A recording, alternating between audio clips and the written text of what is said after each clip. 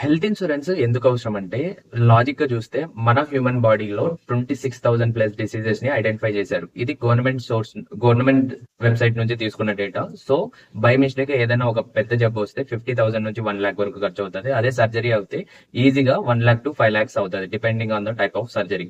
So ఎలాగైనా మనకు old age లో ఏదో ఒక క్రానిక్ డిజీజ్ వస్తుంది కాబట్టి ఎందుకు వస్తుంది అంటే సింపుల్ లాజిక్, మన లైఫ్ స్టైల్ వల్ల, అంటే మన ఫుడ్ హ్యాబిట్స్, మన లైఫ్ స్టైల్, లేట్ గా నిద్రపోవడం, ఏది పడితే అది తినడం వల్ల, ప్లస్ స్ట్రెస్ఫుల్ లైఫ్ వల్ల. సో మనకు ఓల్డ్ ఏజ్ లో ఏదో ఒక క్రానిక్ డిజీజ్ డామ్ షూర్ గా వస్తుంది. కాబట్టి మీకు ఓల్డ్ ఏజ్ లో డామ్ షూర్ గా హెల్త్ ఇన్సూరెన్స్ అవసరం.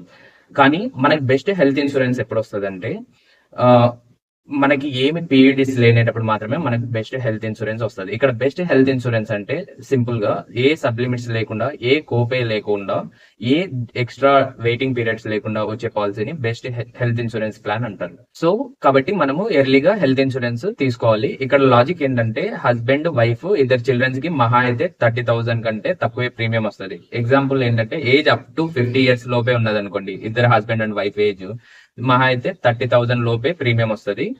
ఇప్పుడు 30 years ఏజ్ లో మీరు పాలసీ తీసుకున్నారు అనుకోండి, అప్ టు 50 years అంటే 20 years గాను 30,000 తో క్యాలిక్యులేట్ చేసుకున్నా మీరు 6 lakhs మాత్రమే పే చేస్తారు. ఇదైతే వేస్ట్ కాదు, ఎందుకంటే 20 years లోపు ప్రతి ఒక్కరు కాట్రాక్ట్ సర్జరీకి డామ్ షూర్ గా వెళ్తున్నారు. సింపుల్ గా కాట్రాక్ట్ అంటే ఐ సర్జరీ.